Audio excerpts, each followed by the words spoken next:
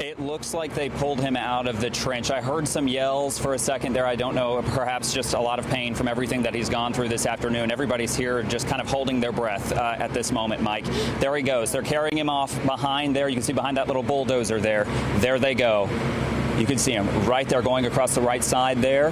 They're taking him. He is out. He is alive, officials say at this point. They're going to now take him down the hill here on Acorn Court. Stand by. We are going to go mobile here, and we are going to follow them this way. Bear with us.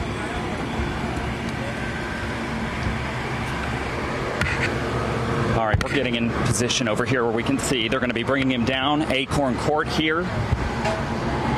Helping my photographer carry his tripod here. Let me get over here so we can see. Okay, so you see he's surrounded by first responders. This is at the very end of Acorn Court here. This is where it appears some kind of a construction site was. And you can see they've got him surrounded. I'm sure they're checking him out to make sure that he's doing okay, maybe checking his vitals there.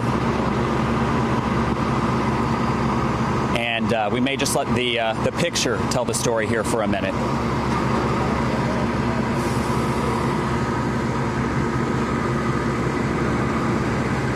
Got several different fire departments, emergency responders, Erlanger, Alexandria, Campbell County EMA. We've seen departments from all over northern Kentucky coming here to help this gentleman in his time of need. This has got to be a scary situation. I believe his family was here on the scene a little bit earlier, coming up, just learning of everything that's happened. They were clearly emotional as all of this was happening, and first responders were working as hard as they could to get this man out.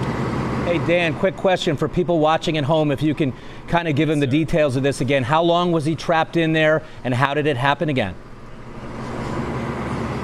So he just got out a couple of minutes ago here. This happened probably about 3 o'clock or so, according to neighbors here. They say that they saw first responders come speeding up Acorn Court here in Alexandria. The man must have been working in some kind of a trench or something like that when the trench must have collapsed or something. First responders haven't been able to give us a full briefing as to what happened here, but essentially he was then in that trench. We were told that his body, up to his waist or so, was how far he was buried, and then we were told a few minutes ago it was down to his knees. Then we were told it was one leg, and then they got him out. And we saw him come out. It looked like he had a sense of relief on his face. Golly, you just got to wonder what's going through his mind right now. And just want to make sure, you said there was some screaming when they got him out, but that was screams of joy. It seemed like they were celebratory screams. They were able to get him out, and it seems like he might be doing okay. Hold on, Mike. Here he comes right now. They're taking him down Acorn Court. Here he goes. They've got him covered up there.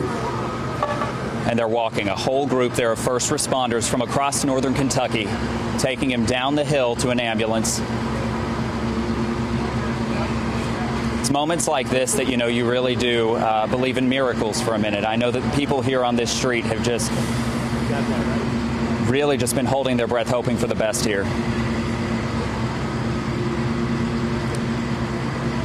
And Mike, you'll have to forgive me here. I kind of got sidetracked. I apologize. What was your last question here? You know, Dan, at this point, it's okay. That my takeaway, though, is watching the pace at which these workers, the people who were helping get him out of the trench, they're walking slowly down there, so they're not running him to an ambulance, which makes me feel good. And also, you saw a couple of people hugging there in the back of that long line of crews. So it seems like this situation is going to have a positive ending after all that this man has been through in that trench. You've done a great job out there, Dan.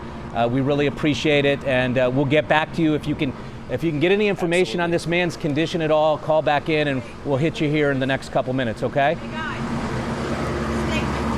Okay, and you know what, Mike? We're actually about to get an official statement here right now. I don't know if you guys want to stay with us for that, or if you'd like to bow out, whichever you prefer.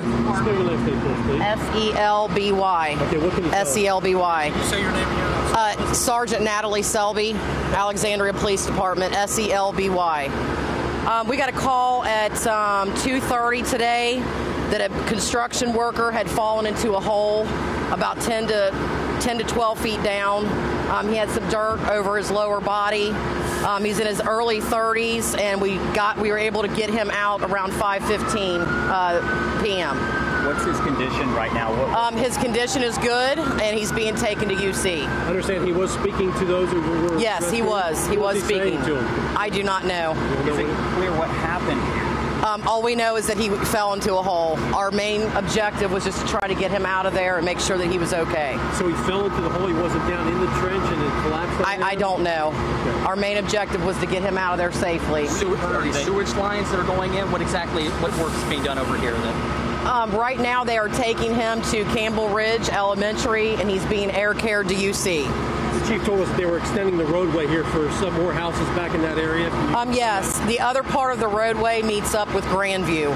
So this is Acorn and Yes, extended? and extended probably to Grandview, yes. Okay. We'll talk about all the help you've gotten here, all the workers and everything. I've heard that Covington showed up, also Erlanger, Alexandria Fire Department, and I believe several other agencies. How tense was this situation? You know, trying to get in there and do it just right to make sure he got out okay. Yeah, like I said, we just really wanted to get in there and make sure that he was okay, and he seems to be okay, and we're just glad that he is all right. Can we get a confirmation on the age and I mean, he's in his 30s.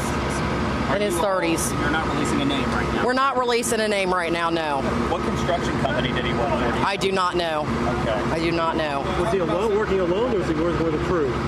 I don't know that. But All right, so we're going to cut out of that right now. We got all the great information that the man in his 30s who was trapped in the trench since about 2:30 or so, they got him out, headed to UC Medical Center. He's doing okay. Dan Griffin's going to stay out there. Much more information coming up in just a bit. Yeah.